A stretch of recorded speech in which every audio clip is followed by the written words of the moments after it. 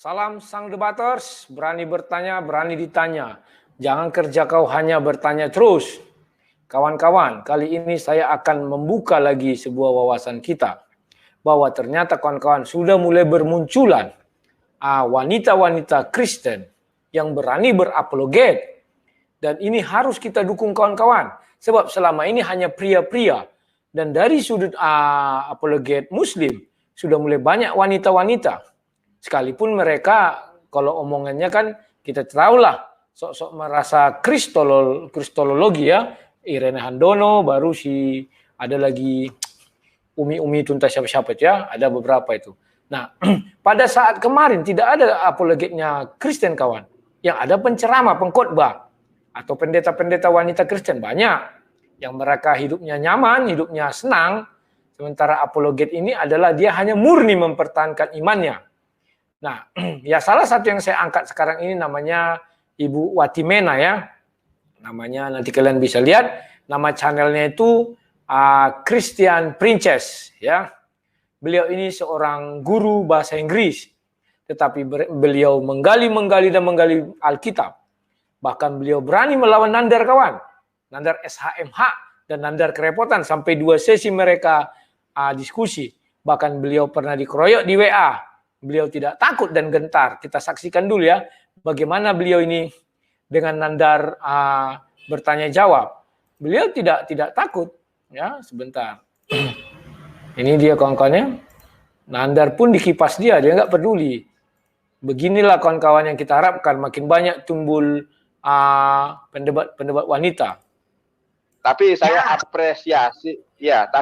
apresiasi Ibu karena telah berani tampil begitu. Sedangkan murtadin yang lain seluruh Indonesia tidak ada yang berani, tidak ada yang mampu menghadapi saya. Dan Ibu satu-satunya. Ya udah langsung aja. Oke. Bayangkan kawan-kawan. Sampai Nandar SHMH mengatakan tidak ada seorang murtadin yang berani melawan saya katanya. Ibu seorang wanita berani katanya. Tahukah kalian kawan, pendebat atau apologet wanita Kristen. Boleh saya katakan Ibu kemarin yang diwawancarai si Tamparagi juga di Yusuf Madabulu, sama ada satu lagi Ibu yang katanya pandai Kori dan Korea itu, tambah Ibu ini, semua berasal dari murtadin kawan. Pertanyaan saya, kenapa tidak ada yang dari kecil lahir dari Kristen yang melakukan hal ini? Mereka berani berapologet. Kenapa kawan? Ini pertanyaan besar bagi kita. Ya kawan-kawan ya. Hanya saja yang saya lihat sekarang baru Ibu inilah yang berani melawan beberapa orang langsung. Sudah beberapa kali, 40 videonya rata-rata bicara tentang itu ya kawan-kawan ya. Jadi support kalian kawan.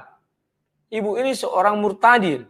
Sama dengan Ibu yang diwawancarai kemarin itu. Ibu ini kayaknya belum mau diwawancarai. Dan saya pun tidak pernah tertarik untuk mewawancarai beliau. Kenapa tidak tertarik? Karena beliau adalah orang bebas merdeka. Saya tidak suka mengapakan orang, saya pertontonkan gitu. Tidak kawan-kawan ya. Tetapi kalau satu saat beliau mau, ya tidak masalah juga. Namun saya ajak kalian berdiskusi tentang Alkitab. Jangan seperti kemarin itu saya tonton videonya Yusuf Namabalu itu. Apa namanya? Lupa aku Mabulu Yusuf Madabulu ya. Malah dia ditanyai mengenai kitab suci Al-Quran. Kan aneh. Sementara dia sudah pindah ke agama Kristen. Harusnya, ini pandanganku berikan kepada kalian, kalian cerdas sedikit lah. Kalau dia sudah Kristen, coba tanyai kekristenan, paham nggak dia atau mengerti nggak dia sedikit banyaknya? Kalau dia mengerti sedikit banyak itu hebat. Kalau dia masih terbata-bata itu maklum. Karena dia baru memeluk agama Kristen. Ibu Watimena ini, bayangkan kalian ya, dia sudah berani berapologet. Dan membuat channel untuk itu kawan. Bukan main. Siapa apologet Kristen yang dari lahir? Saya coba kalian kasih tahu sama saya yang wanita. Saya ingin lihat. Inilah yang sering dikatakan di Matius 19 itu. Yang terakhir jadi terdahulu, yang terdahulu jadi terakhir. Kebelakangan dia. Ya kawan-kawan ya. Nandar saja dia kipas kawan. Nah, kita lihat lagi si Nandar ini bagaimana ya. Sampai 2 dibuatnya apa? 2 kali orang itu. Oh salah pencet. 2 kali orang itu berdebat ya kawan-kawan ya. Nah ini. Nandar memang kita tahu dia orang-orang yang tak tahu malunya. Begini Bu ya. Sebenarnya saya tidak ada persiapan untuk berdebat ya. Akan tetapi saya akan menyajikan sebuah materi kepada Ibu ya tentang menurut Ibu jalan keselamatan itu terdapat di dalam agama apa? Di dalam pribadi siapa? Yesus dong. Kata Pasti siapa, Yesus. Bu? Apa dalilnya? Kan Yesus bilang, akulah jalan. Yang Yohanes 14 itu, akulah jalan dan kebenaran dan hidup. Tak seorang pun sampai kepada Bapa kalau tidak melalui aku. Yesus itu jalan, dia petunjuk jalan. Dengar, dia bukan petunjuk jalan, dia bukan mengarahkan jalan, tetapi dia jalannya. Lalu kebenaran, tak ada yang bilang satu-satunya Tuhan manapun, tak ada yang berani bilang kalau dia adalah kebenaran. Kamu boleh cari di kitabmu, apakah ada Allahmu mengatakan bahwa dia adalah kebenaran. Nah, perhatikan kawan-kawan, betapa lantangnya Ibu ini bicara tentang kitab suci kita, Kristen ya. Saya suka lihat beliau ini, hebat, ya kawan-kawan ya, tidak takut dia. Nah, sekarang kita lihat lagi mengenai Sinandar ini ya kawan-kawan ya. Sampai 2 seri orang ini berdebat kawannya. Sebentar ya, saya kecilkan dulu ini ya. Nah, nanti kalian bisa intip di tempat Yonatan Nandar bala-bala bili-bili. Ya, di situ juga ada yang babak kedua dibilangnya. Ini part 2. Ini. Sampai berapa babak Sinandar? Akhir-akhir ini keadaan di kota masih belum stabil akibat pandemi. Kemana-mana jadi Nah ini. Kita lewatkan dulu ya. Terima itu artinya lu tidak kandangan. Tapi kalau lu tidak berani itu artinya memang lu ampun ngawur, oke? Lu ngawur, Yohanes 16 boleh-bolehnya ada kata Ahmad, bukan Ahmad di situ. Oh, minta ampun. Masa konteksnya dilepas ayat begitu banyak yang diambil cuma 1 ayat, dihalusinasi, dicari pendukungnya di kiri kanan. Aduh, apaan begitu ngawur tau gak lo? Nah, perhatikan kawan-kawan. Berani dia membal-bali Sinandar kawan-kawannya. Ngawur dibilangnya Sinandar ini. Hanya ambil-ambil ayat cuma itu aja ya. Luar biasa kawan kan? Kalian sudah saksikan kan? Nah, sekarang kita menuju akunnya Ibu ini ya kawan-kawannya. Biar lebih kalian memahami dan kalian mau membantu beliau ya. Kita subscribe lah. Biar muncul pendebat-pendebat wanita Kristen. Dan mereka tidak merasa tersisihkan karena kami pendebat ini memang tidak bagian dari gereja dan tidak bagian dari siapa-siapa. Ini akun Ibu Ica namanya Christian Princess. Kalian bisa buka di sana bagaimana beliau berdebat, bagaimana beliau ada di keroyok. Umi Deni itu lawan musuh bebuyutannya. Sudah berapa kali orang tuh berdebat, yang ada hanya caci maki, ya kan? Jadi caci maki dibilang macam lah itu ya. Sekarang coba kita lihat ini punya beliau ya. Ada ini. Jadi kawan-kawan ada yang luput dari pandangan kita ya. Yesus hidup, apakah Bapak itu menyatu selamanya atau Bapak itu bisa keluar masuk gitu. Keluar masuk, kadang dia keluar, kadang dia masuk gitu.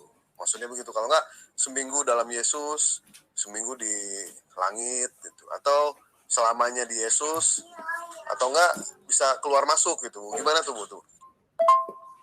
Itu kan bukan kuasa Yesus sendiri, Ibu. Itu kan kuasa Elohim yang diberikan kepada Yesus. Artinya bahwa tanpa Elohim memberikan kepada Yesus, Yesus itu nggak punya kekuasaan, nggak punya kuasa sama sekali. Kan pikiran sederhana kan kayak gitu, Ibu. Kenapa Ibu tidak menuhankan Elohim yang mempunyai otoritas sebagai yang maha kuasa? Kenapa harus menuhankan orang? Tidak ada yang tercatat dalam kitab Ibu yang mengatakan bahwa Elohim itu menjadi manusia. Tidak ada, Ibu. Itu cuman dogma saja kan, doktrin di luar ucapan Yesus.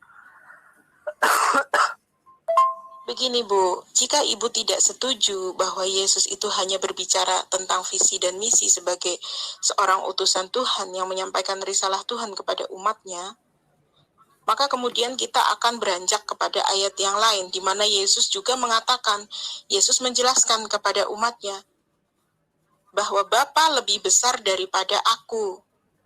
Artinya, Bapanya Yesus ini otoritasnya lebih tinggi dari Yesus.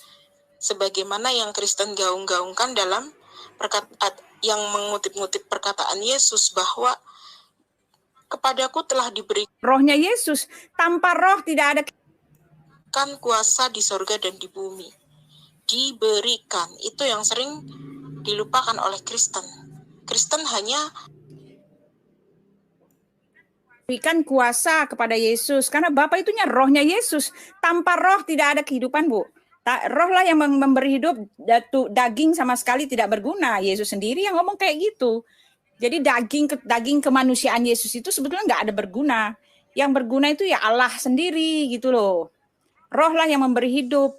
Roh itu lebih besar daripada daging gitu loh. Semuanya, Ibu kan bisa lihat sendiri. Tanpa roh kita nggak bisa hidup loh, nggak bisa ngapa-ngapain. Itu alamiah sekali sebetulnya perkataan Yesus itu. Itu doang sih yang harus Ibu ketahui. Cuma yang harus Ibu tahu, rohnya yang memberi hidup, yang memberi kuasa itu diam dalam diri Yesus sendiri. Yesus marah kalau dia dibilang bukan Elohim. Yesus sendiri mengatakan, kamu akan mati dalam dosamu. Kalau kamu nggak percaya, aku itu dia, gitu. Nah, lihat kalian ya.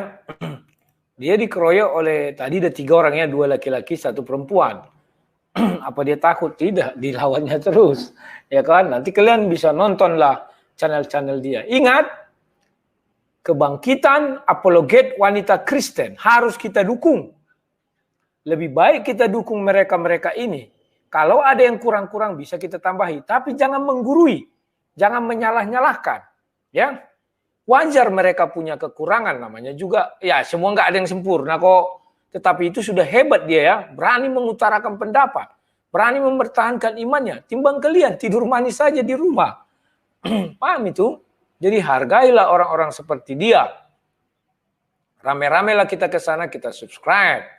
Kenapa lu kok harus di-subscribe? Lebih baik channel-channel seperti itu kita subscribe sekarang. Yang dia bicara hanya tentang kekristenan. Ibu itu tidak mau berbicara tentang keislaman. Sekalipun dia dulu berasal dari sana. Karena dia sekarang sudah Kristen. Buat apa lagi dia bicara hal itu? Apa bedanya dia nanti dengan si Kainama? Ya kan? Dia setelah menjadi Muslim, dia tetap bicara kekristenan. Artinya dia nggak puas meninggalkan Kristen. Artinya dia seperti ada dendam terhadap Kristen itu sendiri. Ya kawan-kawan ya, semua harus ikhlas. Ketika kita meninggalkan agama lama, ikut dia agama baru, ya agama baru yang kita kabarkan.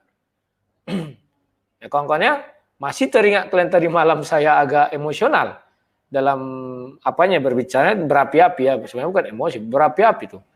Agar kalian paham apa sebenarnya yang diperintahkan Yesus. Selama ini kita terbalik-balik kawan. Ya, apa yang diperintahkan Yesus tidak kita lakukan. Apa yang tidak diperintahkan Yesus kita lakukan. Yesus tidak pernah memerintahkan kalian bongkarlah kebusukan agama orang sana. Tidak. Tetapi nabi-nabi palsu iya. Ya kan? Penyesat-penyesat iya. Penyesat yang bagaimana? Yang mau menyesatkan umat Kristen. Siapa? Contohnya saksi Yehova. Baru gereja setan itu lagi ya, itu kan penyesat. Itu kalian bongkar bisa. Tapi kalau agama orang sana, Yesus belum pernah memerintahkan. Kenapa? Mereka punya Tuhan sendiri, punya sesembahan sendiri. Ingat ya, itulah sebabnya Yesus tidak pernah datang membawa agama. Andai kata Yesus datang membawa agama, yang pertama dilakukan Yesus adalah mengajarkan kebencian terhadap orang-orang yang tidak beragama tersebut. Karena bagi agama tersebut, mereka lah menyembah Tuhan yang sah. Orang di luar itu adalah penyembah iblis atau setan. Tidak dilakukan Yesus itu kawan-kawan ya. Jadi kawan-kawan mari kita dukung kebangkitan apologet Kristen ini. Kalau kalian tahu ada apologet lain, apa keterbatasannya? Coba kita bantu. Kalau ibu ini kuliah sudah ngerti juga StreamYard. Kemarin-kemarin kan dia banyak bertanya kepada saya. Sekarang udah ngerti StreamYard, udah hebat. Satu saat beliau udah bisa live sendiri ya. Hebat kawan-kawan ya. Siapa wanita Kristen yang dari lahir berani seperti dia? Ya carikan kalian, kita dukung. Saya belum ketemu. Kalau dibilang pengkhotbah ya. Paham ya kawan-kawan ya? Malu, harusnya punya malu kita kawan. Dari kecil kau Kristen, sesudah besar kau hanya pendengar saja, penikmat. Tidak berani berapologet. Oke, kita mengambil peran masing-masing. Maka Paulus mengatakan, biar saya berperang. Adakah orang pergi berperang dengan dana sendiri? Tidak kawan. Kalau dia berperang dengan dana sendiri, kekuatannya hanya 1 meter berperang maju. Habis kena tembak itu, duduk mati. Tapi karena didorong dari orang banyak, dia bisa beli senjata. Dia bisa beli nuklir ya, rudal ya, bisa beli pesawat terbang. Paham ya kawan-kawan ya? Sehingga dia tidak memikirkan lagi itu, dia konsentrasi untuk berperang di jalan Allah. Jalan Tuhan lah kita bilangnya, kita kurangi mengkonsumsi kalimat Allah. Takutnya nanti orang salah-salah persepsi. Karena di Bible pun dikatakan Allah ya. Tetapi untunglah Yesus tidak memerintahkan kita berperang di jalan Tuhan seperti itu ya. Tetapi kita dibuat perperangan terhadap dunia ini ada, terhadap roh-roh jahat segala macam ya, terhadap nabi-nabi palsu. Kita disuruh memberitakan Injil, itulah peperangannya. Ya kawan-kawan ya, kita dukung kawan. Kalau kalian tahu misalnya ada pendebat Kristen wanita, hanya 3 baru saya lihat. Ibu Watimena itu yang pertama. Baru yang kedua yang diwawancarai tanpa ragi. Yang ketiga yang kemarin yang diwawancarai Pak Yusuf Manubulu. 3. Ya, tetapi yang eksis berdebat baru Ibu Watimena, Uti Watimena. Ya kawan-kawan ya, saya harap kalian subscribe itu channel. Suka tidak suka harus kalian subscribe. Itulah bentuk dukungan kita kepada beliau. Jangan kita biarkan beliau berperang sendiri. Andai kata dia nanti berperang, misalnya debat lagi sama Sinandar Bala-Bala, kita sudah bisa nonton di situ dan beri semangat. Saya lihat dia mampu nih kok, cukup mampu nih dan tenang. Dan mengerti ini itu dan bisa berapologet dengan baik ya kawan-kawan ya. Kalau kalian punya ide, kirim pesan. Bu, ini kurang. Jangan, tetapi jangan kalian mengajari. Karena orang tidak semua suka diajari ya kawan-kawan ya. Jangan mengkritik-kritik air kerja kalian. Kasih masukan saja. Ya kawan-kawan ya. Oke kawan-kawan, sekian dan terima kasih. Sekaranglah kebangkitan wanita-wanita apologet, wanita Kristen. Salam sang debaters.